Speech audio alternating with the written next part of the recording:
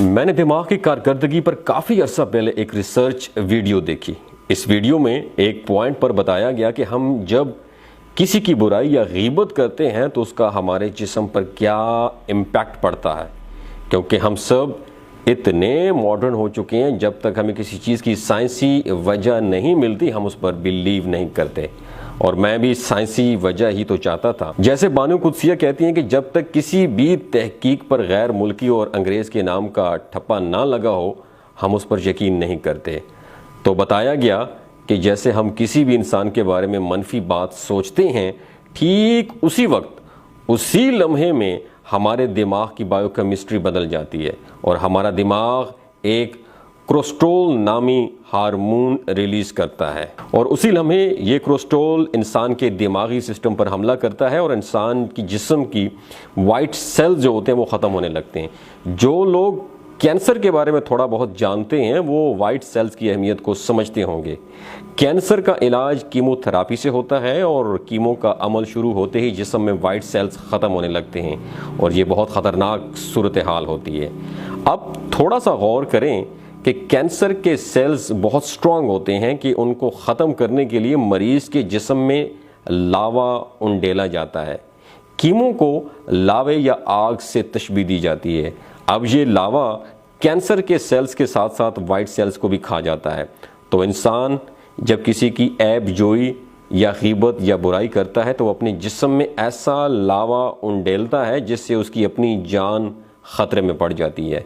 دماغی سسٹم کمزور ہونے کا ایک سادہ سا مطلب یہ ہے کہ آپ بیمار ہونے کے لیے تیار ہیں، اور بیمار ہونے کے بعد آپ جلدی ٹھیک نہیں ہوں گے، کیونکہ آپ نے اپنے جسم کا دفاعی نظام خود کمزور کیا ہے، اسے دیمک کے حوالے کیا ہے جس نے اسے کھا لیا ہے۔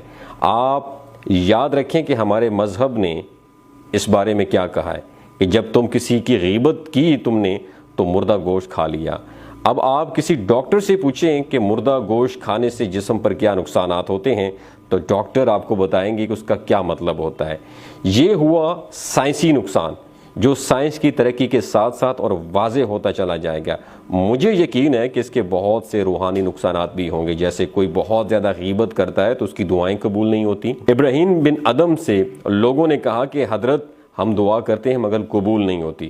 ابراہیم بن ادم نے کہا کہ کیا تم اپنے عیبوں کو چھپاتے ہو اور لوگوں کے عیب ظاہر کرتے ہو؟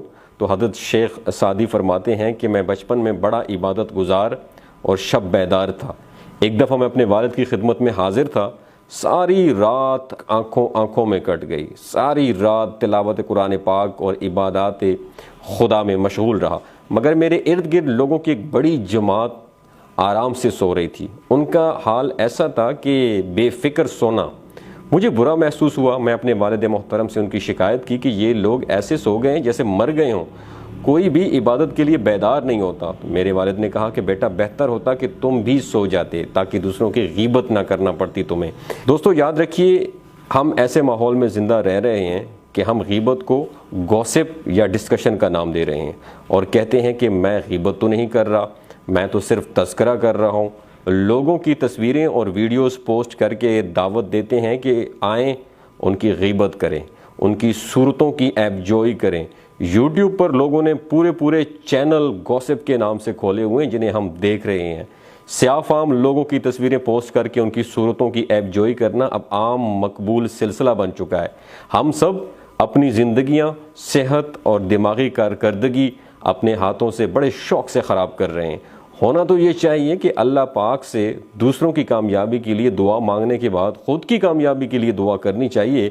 دنیا کی سب سے گندی اور غلیظ بیماری اگر آپ کے اندر ہوگی تو آپ کبھی کامیاب نہیں ہو سکیں گے۔ تو کبھی غیبت کو اپنے اندر پنپنے مت دینا۔ اگر آپ کو میری آج کی ویڈیو اچھی لگی ہو تو اسے ضرور شیئر کیجیے گا۔ آپ کا بہت شکریہ۔